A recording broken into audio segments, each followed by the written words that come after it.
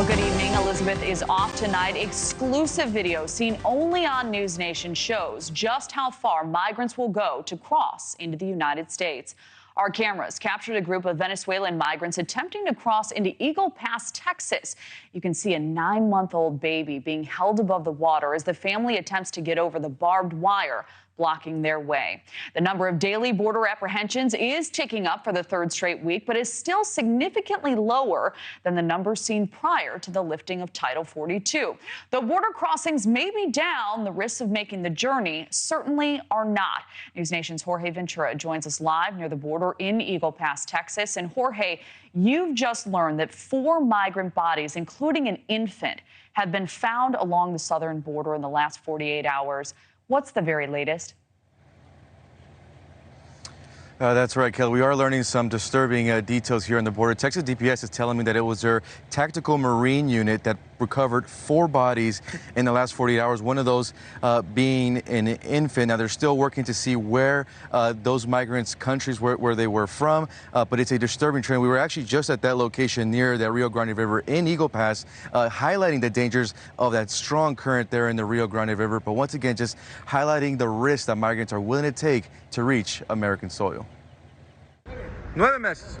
¿También son de Venezuela? Shocking footage captured from NewsNation's cameras as a group of Venezuelan migrants attempting to cross into Eagle Pass, Texas, in hopes of reaching the American dream. A baby young as 9 months old can be seen in the Rio Grande River. During our reporting in this area of the border, we witnessed several children and babies in this river.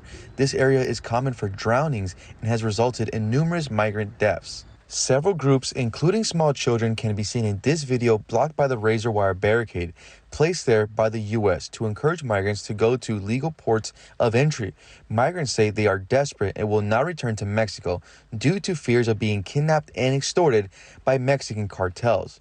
It's not just cartels that are dangerous on this journey. The rising temperatures this summer also leading to heat-related deaths. We saw a group of 30 people who say they were living on the banks of the Rio Grande for 3 days in the scorching summer heat. You're really seeing the true humanitarian crisis. Groups continue to come in here, but they've been blocked here by the razor wire set up by Texas DPS. And these people say that they are desperate. They've been extorted by Mexican cartels. Señora, ¿ya tiene 3 días aquí? Aquí de este lado, sí. Hay niños especiales, personas. She has 3 days living right here without food or water. You can even see them actually trying to set up little infants here. But they've been blocked here by that razor wire set up by Texas DPS. But you are seeing still the realities of the humanitarian crisis here in Eagle Pass. These migrants are desperate to come in. Many of them say that they do not want to go back to Mexico. They've been assaulted and extorted and dealing with cartels.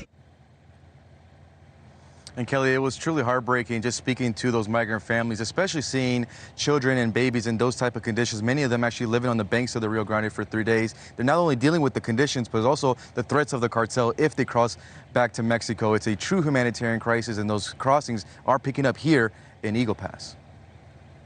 And you're also tracking another disturbing trend, children being abandoned at the border. Yeah, that's right, Kelly. Actually, this morning, near that area where those migrants did drown, Texas DPS actually rescued 2 children, ages 8 and 11 years old, both from Guatemala, that were abandoned by a human smuggler on the border. The human smuggler actually led the children through that dangerous river all by themselves and just abandoned them on the banks of that Rio Grande. And Texas DPS says that so far, since the launching of Operation Lone Star in 2021, they have encountered at least 900 children related to human smuggling cases. So that's another issue that officials here are dealing with, not only the huge migrant influx, but also just children being abandoned at the border. And like we mentioned before, one of those infants ended up drowning, and that's one of the bodies that were unfortunately discovered, Kelly.